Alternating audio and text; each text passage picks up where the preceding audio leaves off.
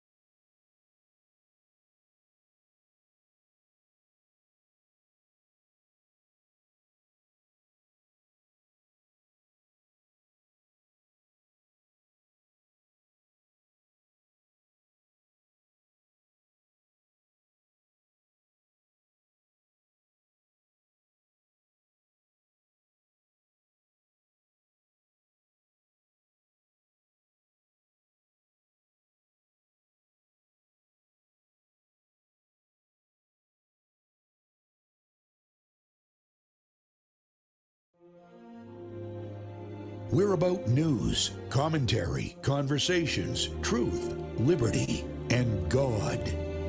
We stand for American values and our flag. We believe that the Constitution is a document that fortifies rights already given to us by our Creator. We will not apologize for our love of God and country, ever. We are Right America Media.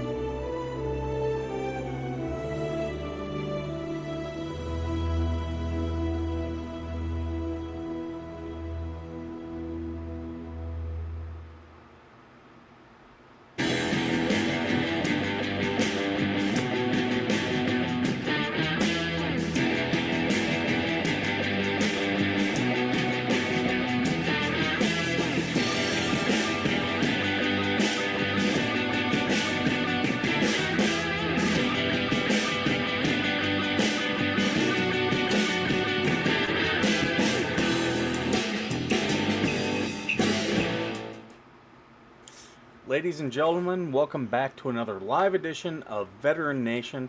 And before we get started, for all of you watching, I want to remind you to go to mypillow.com and use promotion code RAM for Right America Media. Buy yourself a MyPillow, support Mike Lindell and all the good things he's doing, and support Right America Media.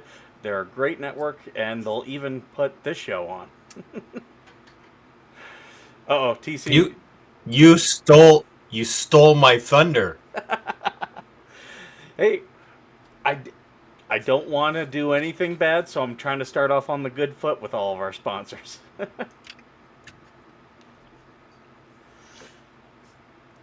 You stole my thunder, Skipper. I normally come up with this really interesting segue too, and you just Did you have one? just took it from me. Did you have one? We can. That's the we whole can point. Roll back. That's the whole point of a segue, Skipper. I just find a place just to put it in. You just. All right, Juan, we're gonna roll back. See, folks, this Just is why you cut can't that work out. with officers. We're gonna roll back. That's why you Just can't cut work with that officers. out, They and don't. then we'll go forward. It's a live show. You know that's all right. Today's show is going to be different. So It's gonna be a little bit of a serious show. For those watching on YouTube, you see what the title of the show is. We'll be talking about the administration calling up all the military reservists for support in Europe. well, not all, but I mean, that's where it's headed. I mean, this is different though. This is an IRR activation, which Partially IRR. A partial IRR, right? But there again, what makes this different is the totality of circumstances and prior activations of the IRR. You know, there's a gentleman that I'm aware of who had marine. What do they call it now? Used to be Force Recon, but they don't call it that anymore. But there's Marine Special Operations units would get called up. IRR guys would be called up during the. Is that what it's called now? As MARSOC? MARSOC is Special Operations Command. We used to say that Force Recon, which we still have, was a special force, but now anyone can be part of MARSOC. But actual operators from MARSOC had been called up at different times, like with Fallujah and things like that. These IRR guys were out, had no expectation of probably ever going back in. And let's be clear, the history of IRR is to get that 8-year commitment out of every single service member. Mm-hmm. When you sign on that dotted line, your initial contract is for 8 years. Some of you do 2 years active with 2 years of Guard or Reserves, and then 4 years on IRR. IRR is unpaid, but they get 8 years out of you. Yeah. The big difference is with IRR, you don't even report to anybody. You're not doing anything. The other part of that is that to a admin muster. That's about the most that's going to happen. You get paid for it. You show up, you do some paperwork, and then you go home. That's mostly what they do. IRR stands for Inactive Ready Reserve. For those who are watching that are like, I don't know what this means. Pretty much just means people who've already served on active duty or in the reserves, and they still have a contract commitment, but the military is done with them. And so the key difference is that this is the first time in my lifetime where IRR, that I'm aware of, and I've done some digging, where IRR has been partially activated for a non-combat, non-shooting engagement. Folks, I wish I could say war, but the United States has not been at war since the end of World War II. Now, a bunch of you are going, well, that's not true. We fought the Korean War, the Vietnam War. We fought in all these other places. We've been in a state of conflict really since the end of World War II. We haven't seen a time of protracted peace where American service members weren't engaged in some sort of conflict overseas somewhere since the end of World War II. But we've not been at war because our regimists, our esteemed leaders have all found a way to put us into conflict and get around the Constitution, which requires that they declare war to deploy troops. But in my lifetime, as best as I can find in digging and researching, and there are other people who are much better at this. This in my lifetime, this is the first time that even a partial IRR activation has happened, and for them to attach it to Operation Atlantic Resolve, which ironically stretches back, if I remember correctly, and Juan, if you could fact check me on this, I think that Operation Atlantic Resolve goes back to 2014, which is ironic because that's when we overthrew the duly elected government of Ukraine at the behest of the Obama-Biden administration when Victoria Nuland went in and orchestrated. Conspiracy Kitty's trying to tell us things tonight. He is definitely all up on this subject.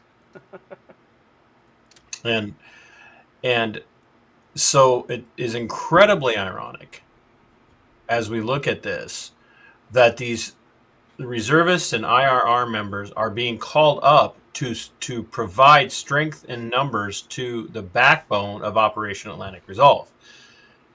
Now, Skipper, you could be called up, but you're retired. No, I'm Folks, actually. and note I said retired.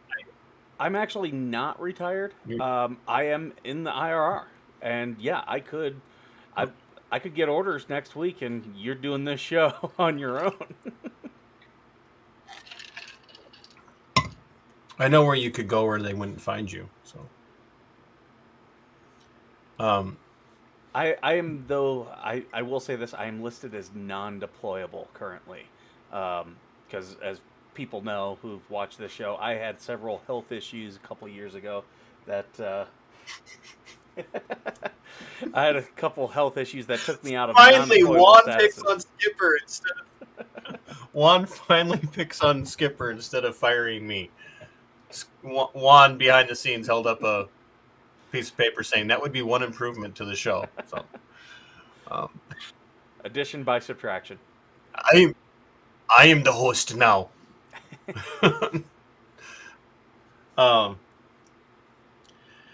So you could get called up, and I don't know where Juan's at contractually. You know, Juan's like, let's not talk about it. I don't know if he's old enough to be on the retired list, because when you retire, there's so many years that you still technically could be recalled, and then when you get to a certain age or years that you've been, they put you on the retired list where they can never call you back. And it is different for enlisted and officers. I do know that as well. Officers, but I have friends. Well, they figure it's just easier to track officers down because their hiding skills are terrible. So, well, and then when you get up to certain ranks, like when you become a general, they can almost recall you. You could be like 80 years old, and they could be like, "Yeah, we need you."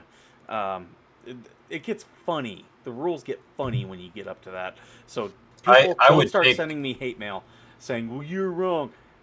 There are all these different rules and stuff that affect it, and it's not black and white. Hey guys, I have friends and family members who are still in reserves or still IRR who could be getting called up. Now we've got a couple of scenarios here, and what we have to recognize is the IRR is really a buffer between a draft, conscription, forced military service, and war is really what it is.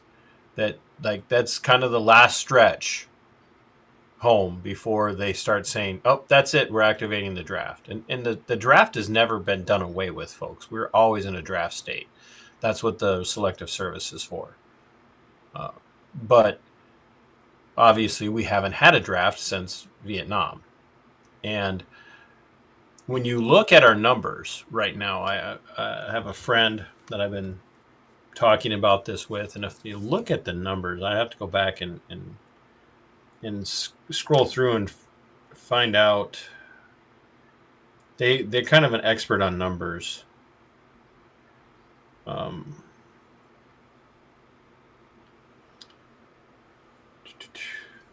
The Navy is going to be 6,000 short this fiscal year so far. and the Army is going to be 15,000 short last year for the fiscal year, and another 10K short for the fiscal year. Folks, first inclination for me is not what you guys think it is. This IRR activation is a mask. Yeah, it is. Our numbers are low. My first inclination is that this is initially a mask to project a position of we have the numbers. Because when you look at what Russia did when they called up their reservist population, which is kind of a combination of what we do, they kind of reserves and kind of IRR. They had 300,000 people ready to report in hours. We aren't even in a shooting conflict officially, and we're having to look at calling up the reservists and the IRR. We've got nowhere near 300,000.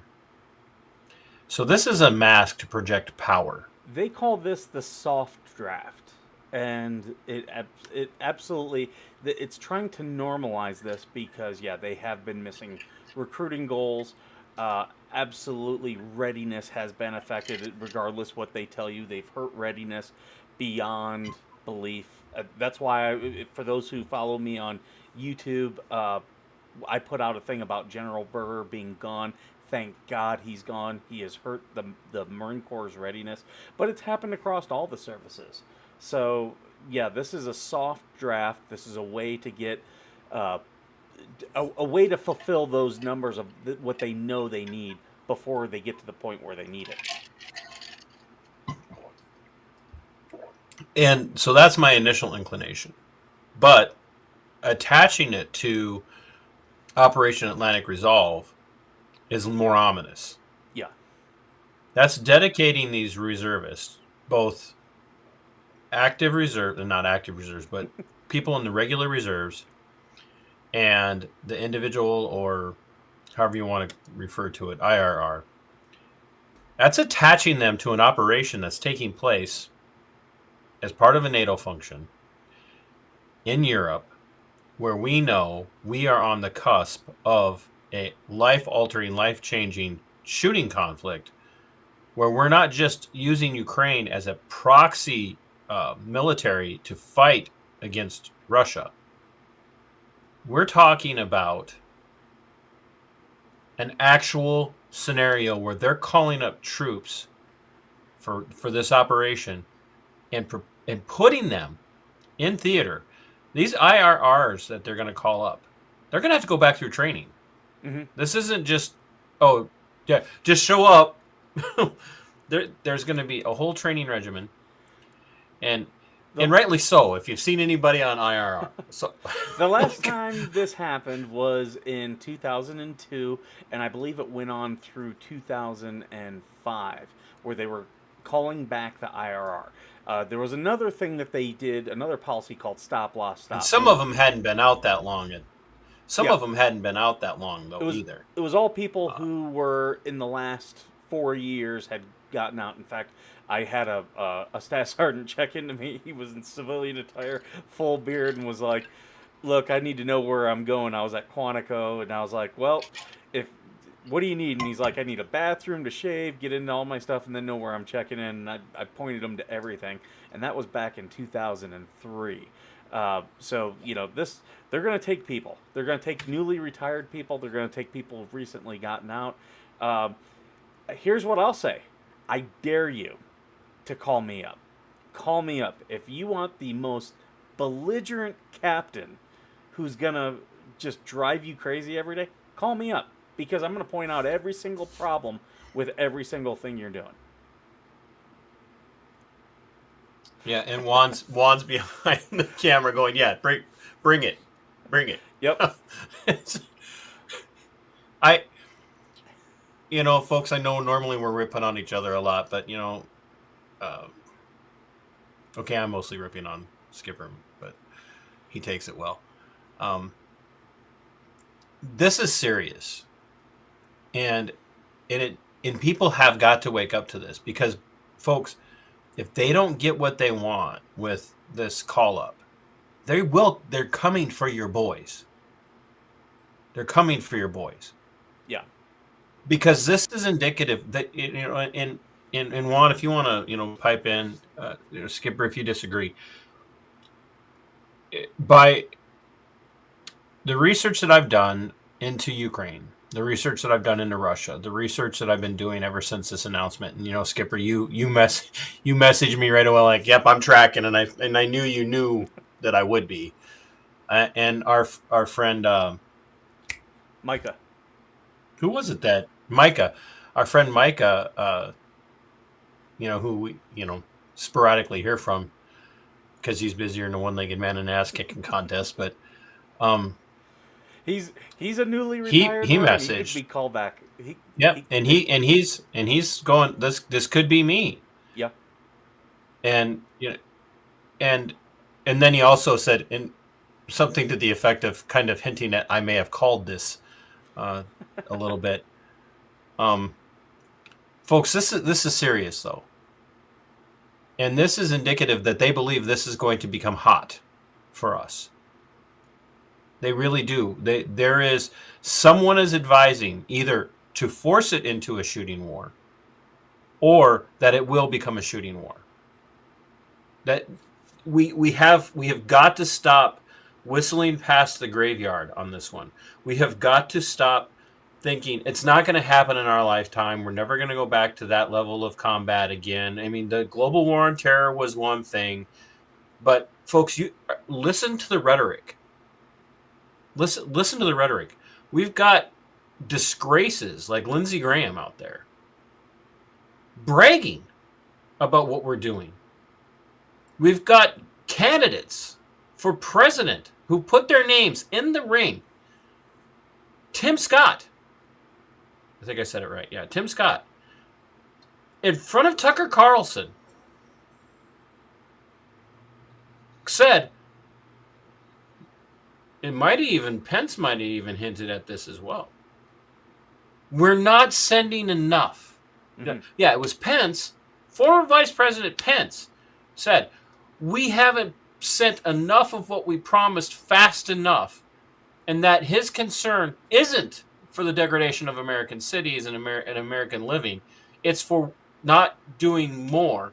And Tim Scott said, what's good for America is the degradation of Russia's ability to protect itself. These are candidates for president, and we already know how the left feels about this because they're all on board. Not one of them that's flying that freaking Ukrainian flag on all of their social media profiles is volunteering because they don't want to go. They're willing to send your boys to die, and if they keep pushing. North Korea today sent 2 missiles out into the Sea of Japan, I believe it was. They fired 2 missiles. They're not being pressured to do that by Russia. Russia's not doing that. That's China. Like, China's the one who really is taking any and every active measure against the U.S. that they can. Russia really doesn't have anything to go up against us with. They really don't, other than oil. But they're trying to sell their oil. Well, let's walk that back a little bit, Skipper. Russia has the largest, and this should just terrify people. Russia is the largest nuclear arsenal in the world. Mm-hmm.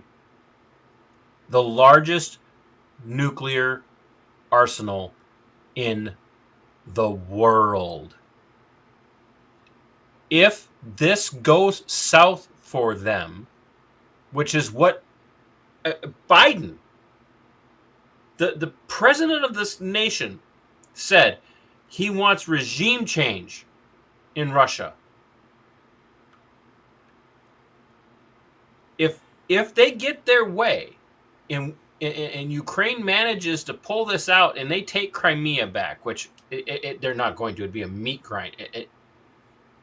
It would look like kindergartners trying to play football with the professional football team. The fact that Russia has shown as much restraint as it has, but if for some reason this goes south for Russia and they all of a sudden start getting their asses handed to them on the battlefield, and you think Putin is unstable as you think he is, and I don't like him. It was an unlawful invasion. But if he's as unstable as you all say he is, what makes you think he won't drop a nuke on Ukraine or Poland or Germany? We've already tried to frame him for our actions in blowing up Nord Stream. And if you don't believe me, go read Seymour Hersh's article on this. Seymour Hersh's article brings the receipts that demonstrate it was a covert mission by the United States to blow up Nord Stream.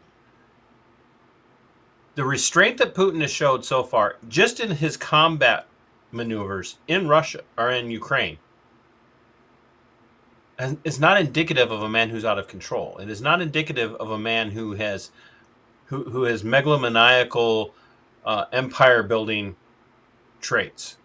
It's a man who realizes that he has a very, very, very fine line of decency he can walk.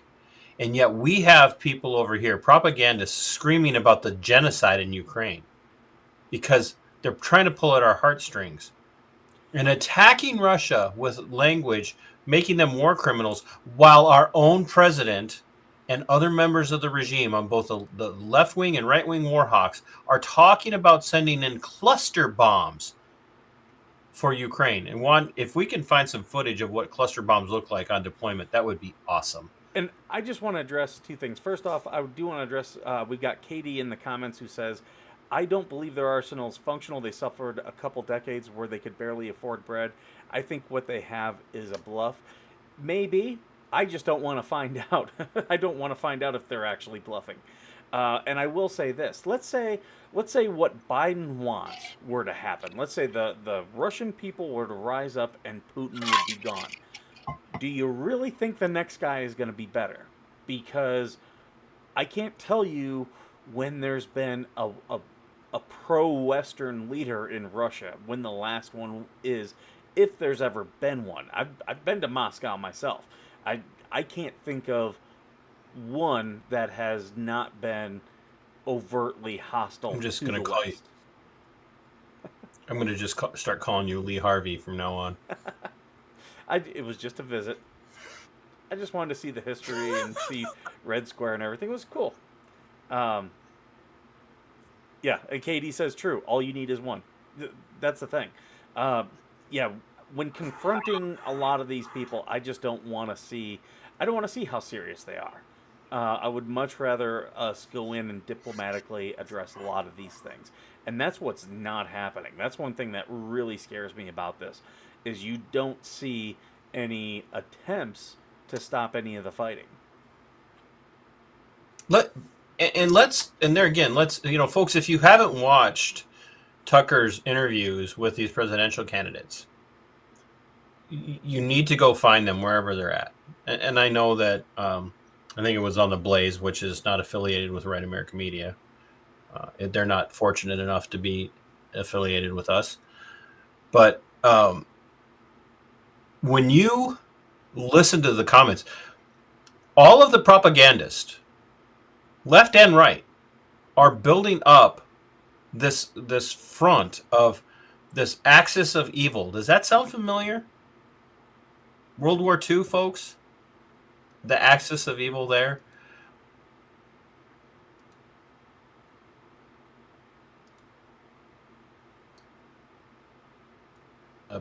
Kind of on.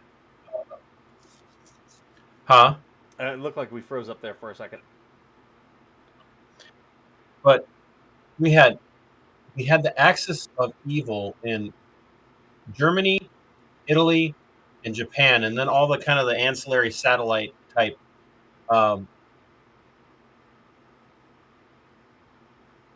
affiliates, allies with the Axis power. Mm-hmm.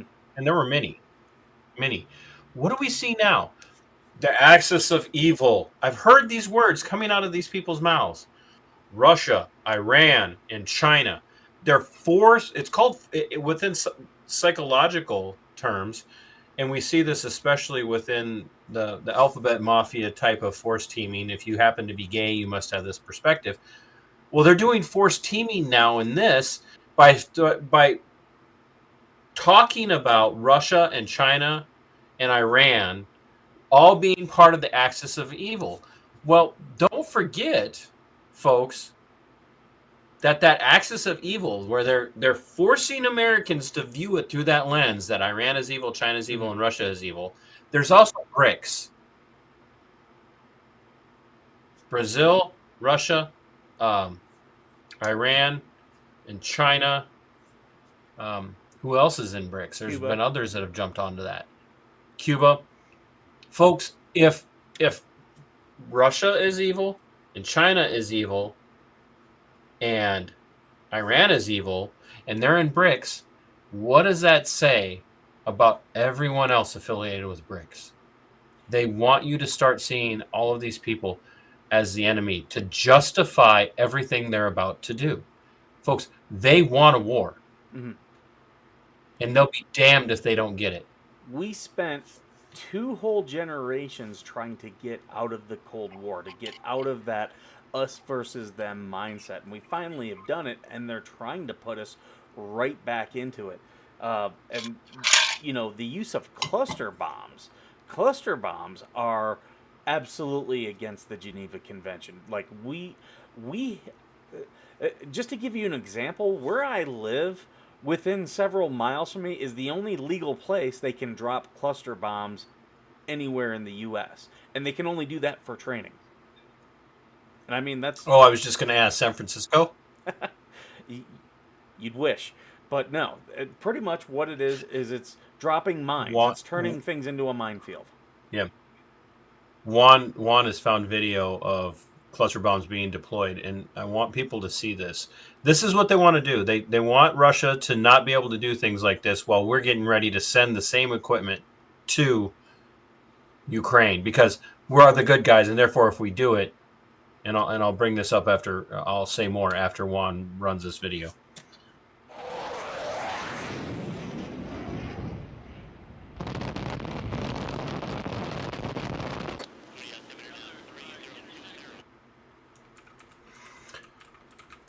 Folks, what you saw there is these are air deployed mini munitions is what happens.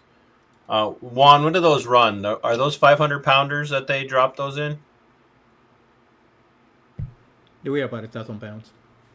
They're 1,000 pounds, and then inside of that 1,000 pound, it's a non-guided munition. They just drop it on a battlefield, and inside of that, as it breaks apart, when that fuselage of that bomb breaks apart, it's timed. If I remember correctly, they have an altimeter and a timer, and as that drops, that breaks that fuselage of that bomb apart, and it deploys multiple. I think it's hundreds, if not hundreds and hundreds of miniature little warheads inside of that. Mm-hmm. Yep. And one of the reasons why these have been declared a war crime is because a good percentage of them don't explode on impact. And they just lay around waiting for somebody to walk on them. Just like all the minefields that we heard about in Vietnam. And we're still hearing about in Europe. And there's only one way to really clear those. And if Juan can get us another video, I'm not trying to give Juan things to do tonight, but if he can find a video of a line charge kit, these things I've seen these things go off. They're really impressive, but it is to clear mines. Like, after you've cluster bombed an area, the only way that you can clear this out are with essentially devastation. And that's what a line charge kit. It's pretty much just a thing that shoots out and blows everything within a football field size area, everything up. So whatever's within there is going to go up. And you have to do that. It's like when the Vikings get on the... It's like when the Minnesota Vikings get on a football field. They just blow it up. And I know, not in a good way. Born and raised a Vikings fan, people. I just got to be honest. But what you're seeing is these have been declared unlawful for combat. because of how randomly dangerous they are to non-combatants, to the bystanders who come in after the fact. And we have already accused Russia of war crimes, while we get to now talk about deploying these to Ukraine for Ukraine to use against Russia, because we're on the good side. And I know this is going to, I do this once in a while with our viewers, so my apologies to the sponsors of the network ahead of time. Because we're on the right side, it makes it okay for us to do whatever needs to be done with no thought as to whether or not it's actually right. And might doesn't make right, folks. What we did when we dropped the bombs on Hiroshima and Nagasaki, it was justified, because it was going to spare thousands and thousands of American lives, and even thousands and thousands of Japanese lives. But we had the only power when it came to that situation. We had the power. We were the only ones that had the nuclear capability at that time. And it didn't matter how many, we knew we were bombing innocent civilians that didn't ask for the war. They didn't petition the emperor of Japan to say, "Hey, your Holy and Royal Highness, please take us into a world war." They just happened to exist in an empire, as small as it was, where they died in a flash because the Americans were right and they had the power to do it, and it was justified. And that's exactly what we're looking at right now, with us talking about deploying cluster bombs. And if you folks don't believe Skipper or I, go read it. The media has been talking about it, but not the way you want them to talk about it. The legacy media has been talking about this like it's a good freaking thing. And ever since am I the wrong, start, Skipper? Are they not? No, you're absolutely right. And ever since the start of this, I've been asking everybody who's pro us being involved in escalating this, what is the strategic benefit to us? Strategery.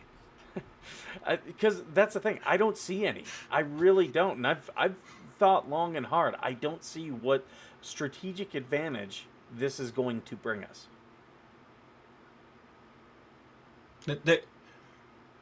What we're looking at,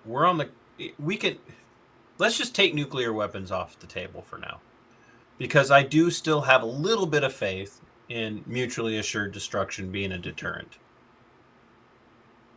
A little. But with who, considering we all know that Joe Biden is not in charge right now, and I pray to God that it's not Kamala calling the shots, you know. I'm a firm believer it's Susan Rice. But someone's in charge behind the scenes, folks. And I'm just praying that this person recognizes that there's no chance that they're going to get to Mount Weather in time. Isn't it called Mount Weather? Isn't that where where's the nuclear proof compound at? I don't remember. I'm not sure. The one in Colorado or the one in? It's just outside of. No, the one in DC, outside of DC, where they're supposed to be able to. Yeah. It's in West Virginia officially. Yeah, like I hope they recognize that there's no way that they're going to get there in time.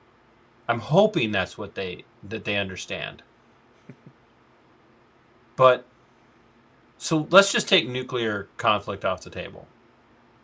Are you willing, really willing, to put your boys' lives on the line? Because I'll tell you right now, I'm not. And not a single constitutionally minded American, veteran or not, that has the bullocks to actually speak truth should be willing to see us die. It is not patriotic to send your boys to die in another country. It's not.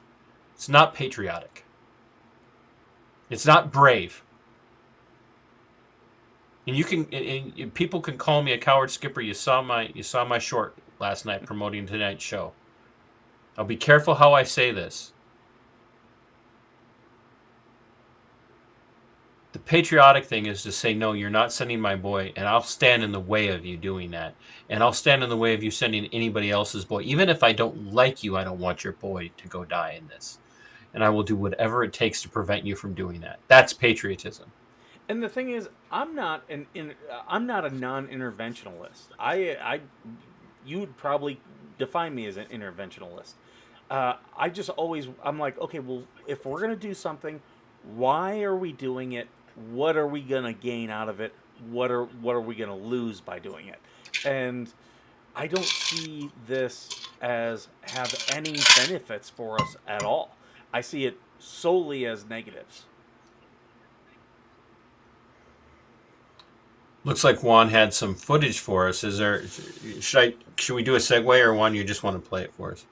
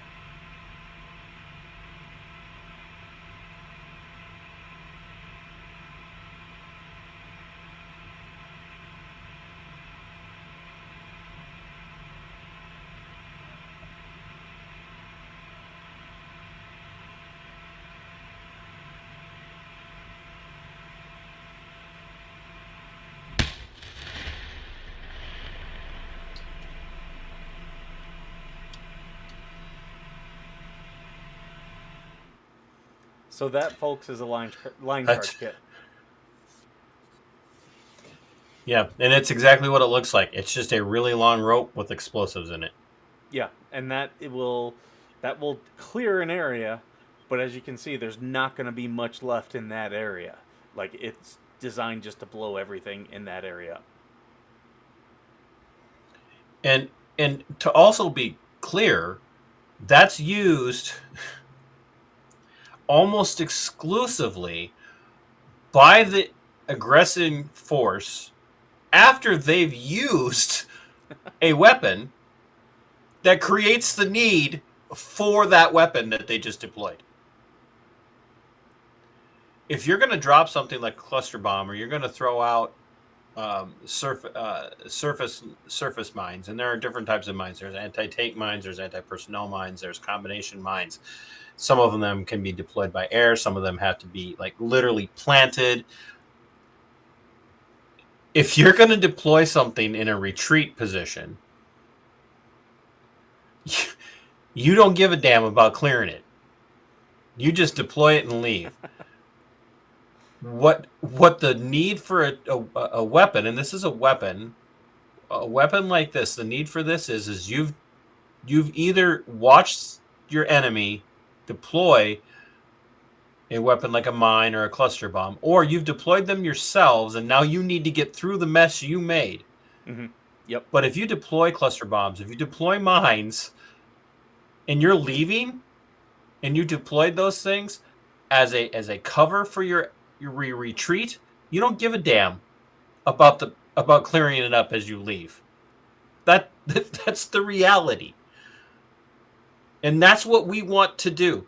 We want to give Ukraine a weapon that's been declared illegal to use in the battlefield. In a battlefield, a weapon. Like, everybody's like, okay, you've come this far, you'll go no further. We're not gonna. None shall pass. You're not gonna use it. but we're going to allow you to use it because we want you to deplete Russia's forces. And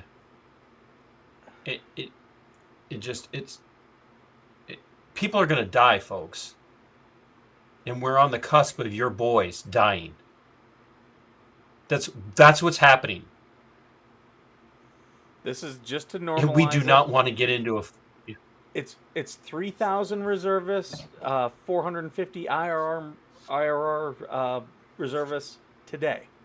What's it going to be next year? Until they need more. Yeah, exactly. Yeah. What's it going to be the year after that? Or next month. Yeah. Because, folks, 450 is nothing. I mean, I don't know how it breaks down. I don't know how it breaks down in Marine Corps language or with the infantry. But 450, it's not even a company. It's barely a company. Barely a company of infantry. And more than likely, that 450 for the IRR is just the specialists they need initially. We're probably talking, under the circumstances, without knowing the details, we're probably talking about IT-type people, drone professionals, and we've already talked about that in previous shows. You know, the drone warfare is huge right now, folks. There's a great documentary on Netflix. If you haven't, it's called Unknown. I think it's called the AI War or the Drone War. I just watched it, and there is a massive philosophical debate between the good side of drone warfare and the bad side of drone warfare. And of course, there are some Warhawk veterans out there who just think war is great, who think we need more drone warfare because it gives a split second decision making power, where we can put it in the hands of the AI, and AI doesn't have to stop and use empathy and all of that. It can just act when it sees. And one of the quotes in that is, AI sees every human being as an enemy until proof is given that they're not. This is a former military person working for an AI company developing drones for warfare. So we're probably looking at, some sort of technical specialist getting called up in that IRR. But 450 is nothing. That's not 450. That's until you're the one getting called up, by the way, and getting told you're going to go over here and take part in this operation. And in many cases, these are people who are going to lose money because they've moved on from the military. They now have skills and have been working a job for several years. So now they're being pulled back into a job now that's not going to pay them anything like what they're getting paid. So it's just going to put a hardship on their family. And when you think about the reality of and there again, we've talked about this before, the men and women who do take part in drone warfare or now AI guided warfare, they suffer the same problems. Mm-hmm. And we don't want to be turning this over to completely automated artificial intelligence level of conflict. We want human beings. If you're going to fight war, you want human beings fighting the war, because they should be operating with empathy. And that's the thing, with the things that we've experienced in the past, where we have intervened on things like with no-fly zones and stuff. It's very easy for us to say, "Oh, well, we're separated. We're not putting people in harm's way." They still can feel the effects of the war. And quite honestly, what I've seen and observed is that it doesn't help us long term, because we now become the faceless enemy. It's harder to hate somebody when you can look them in the eye and they're showing you some compassion. When you're just looking at drones flying above, dropping bombs on you, it's easy to hate. Yeah, and that's one of the things they bring up, is that in that documentary I mentioned, is that people just assumed it was all Americans. It's just all Americans. Yeah. And so the hatred builds. And I know we've talked about this ad nauseum, but I cannot say enough, folks. You've got to wake up.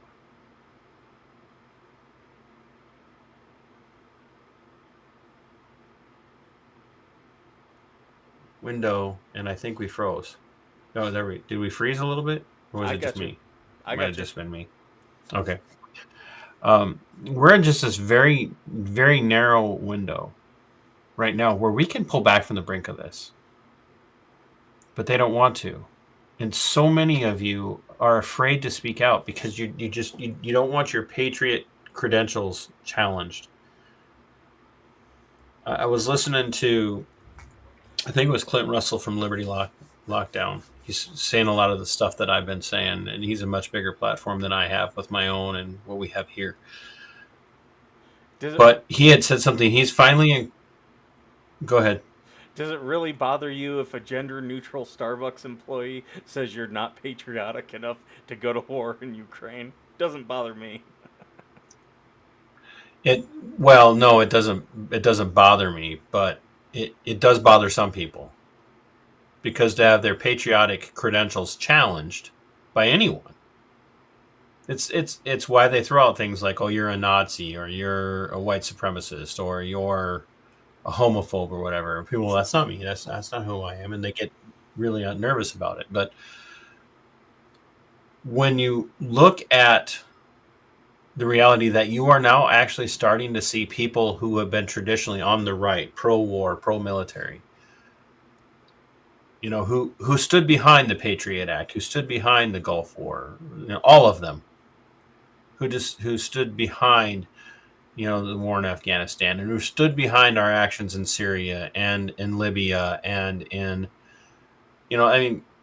Hillary Clinton's comment, "We came, we saw, he died," and then the evil laughter that followed that statement when she was referring to Gaddafi. Mm-hmm.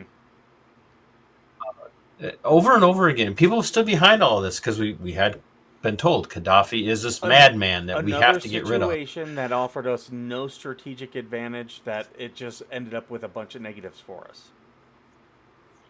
Right. And so they're just, but finally, some conservatives, some people on the right are starting to pull back from this and saying, "No, you will take my child to war over my dead body." Like, I've heard people say that now. Folks, we've got to be to that point. Because if you're not willing to stand up as an adult parent with children and interpose yourself between the state, in this case, the federal state, and your children, they will come and take them, Mm-hmm. and they will send them to war. They will. But they have to be afraid of us. But right now, they're not afraid of us because so many people have spent so much time bowing down and kowtowing to the military-industrial complex, thinking that it's their duty to serve them. And I don't care what you think about Eisenhower. He had some great strengths and he had some weaknesses. But his parting speech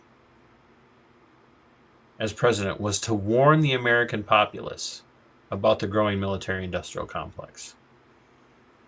Kennedy, who I grew up thinking was a bad president, the more I study him, the more I realize how great of a man he was.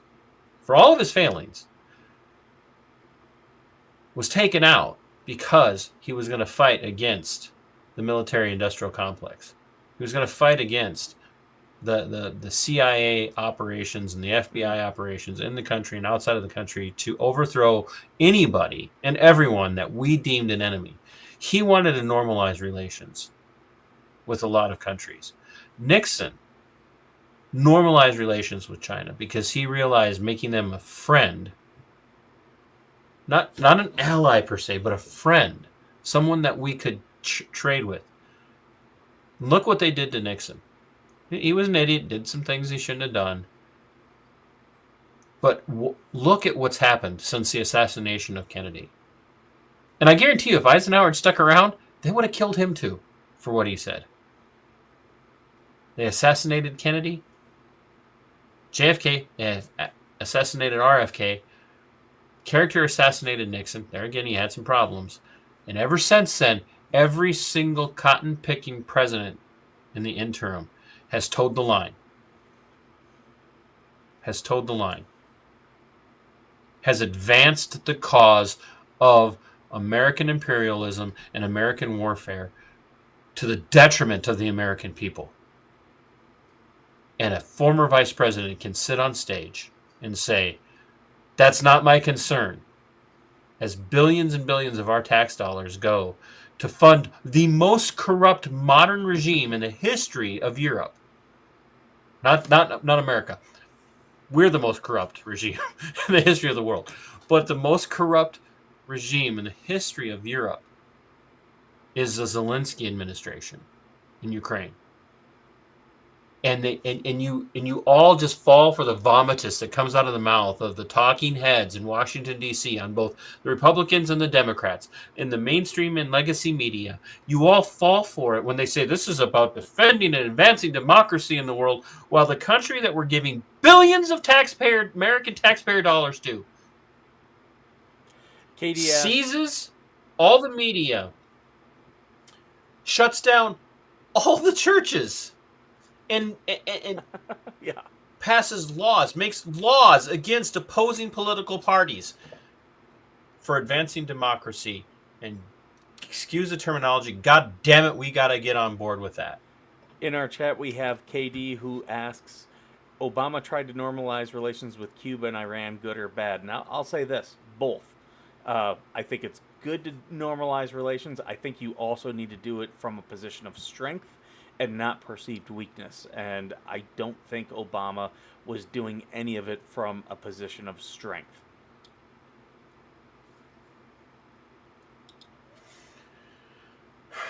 Yeah, I don't disagree with you on that, and I appreciate Katie asking. Mm-hmm. What I want people to understand is that this it's not easy for me. You know, anybody who knows that, you know, I love our soldiers, our airmen, even the Marines, and the sailors. I do. I love my fellow vets, and nothing breaks my heart more than to see my fellow vets shilling for this. And I'm seeing it.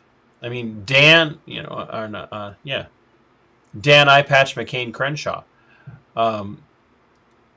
is a perfect example of a person who literally gave up body parts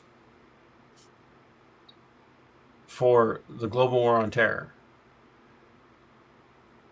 Can't get behind this effort in Ukraine enough. And he should be the most vocal person saying it's not worth it. And I know there might even be, fellow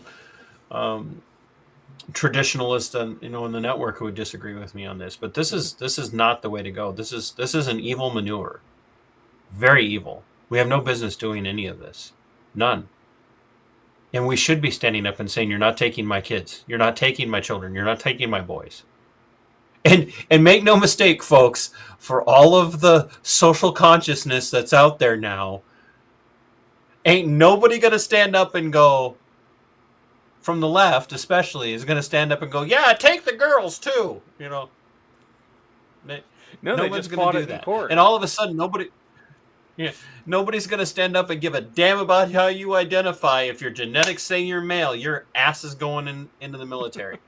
That's what's going to happen. And nobody flying those Ukraine flags is going to go, wait, you can't take that person. They identify as the girl. No one's going to do that. They're not going to do that. So it's on us. And I'll do anything I can. And I'll be careful how I say this again. I will do anything I can to help you protect your boys from going to this.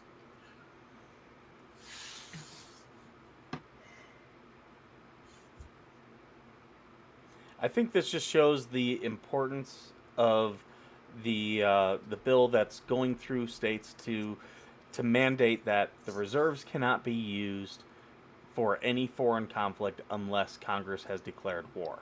I think You mean the Guard? yes, or I'm sorry, the Guard.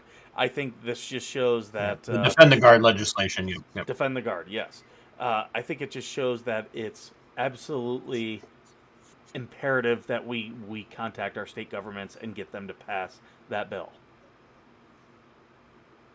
Absolutely. Every single veteran out there and every single active duty member, every single reservist and every single Guard member should be on board with that. Because we take oaths to the Constitution, folks. We really do. We take an oath to the Constitution. And the Constitution declares that Congress has to declare war, and the president can't just unilaterally make a decision. And these authorization of what are they? What's it? Authorization of the use of. I don't remember how it goes now. That's not a declaration of war. That's not legal. It's not constitutional, and it's got to stop. These wars would stop in a heartbeat if everybody could just get together with the person across the street from them that might be the most raging, hardcore, leftist progressive they've ever met, who flies every single flag under the sun except for the American flag. And it said, hey, you and I both hate war. I know it sounds weird. But we're on the same side of this issue. But politics make strange bedfellows. Let's get behind this and let's get this Defend the Guard legislation passed. So that they stop sending our boys off to die in these foreign wars. There's a song by a group called Live. I know some of you will remember them, some of you won't. But one of their songs is called White Discussion. And the opening line, or opening verse, starts off with,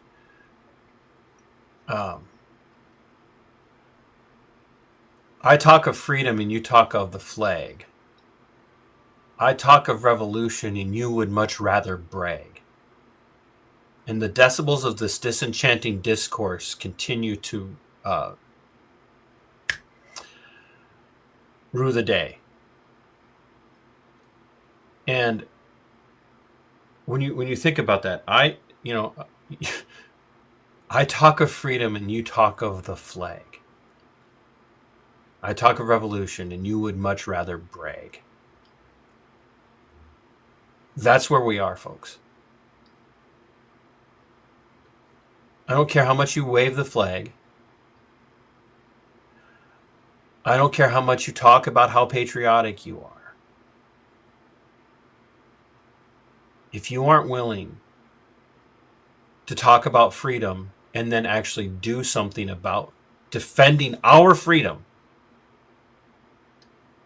while they prepare to send our boys and girls off to be slaughtered and to slaughter other people who have the same exact freaking natural rights that we do, then all you're doing is bragging, and you're on the wrong side of history.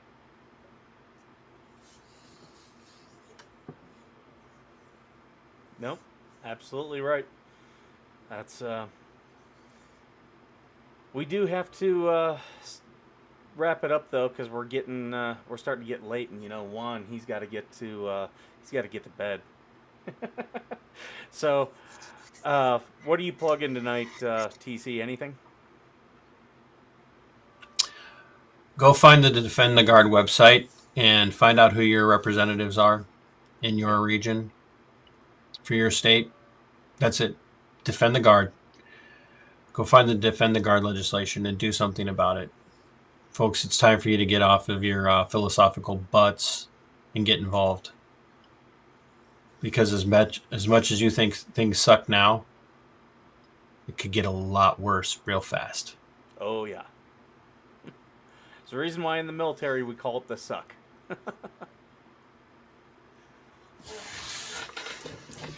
I will refrain from jokes at this point.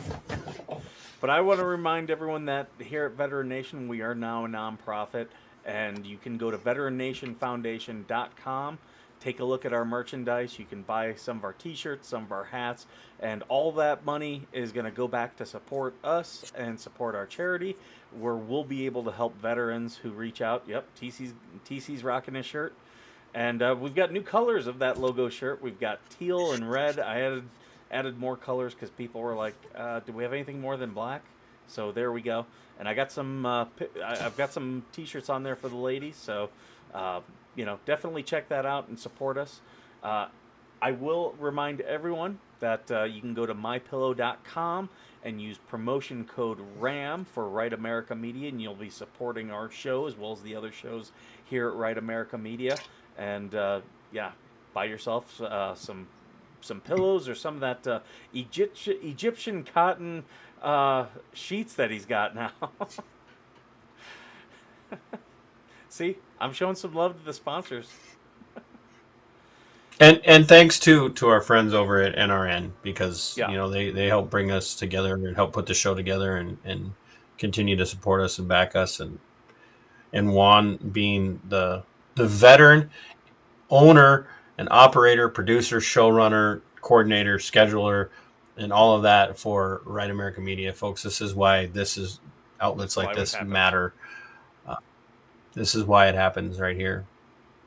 And if you don't like something that we said, if you disagree, reach out to us, reach out to Juan. You can reach me at mbrrpodcast@yahoo.com. I would love to hear from you. I'd love to hear your arguments for why we're wrong, why I'm wrong. And maybe even open up the opportunity for you to come on and have the conversation, live on a Tuesday night. We definitely are not afraid of the debate. But that's all we have for you tonight, folks. Join us again. I believe we will have a guest next week. I'm trying to get that all lined up. But it was a good discussion tonight. Thank you for joining us. Please like and share this out wherever you're watching us. Push it out. Let other veterans know about this show, and let us know how we can help as well. And until next week, thank you for being worth serving.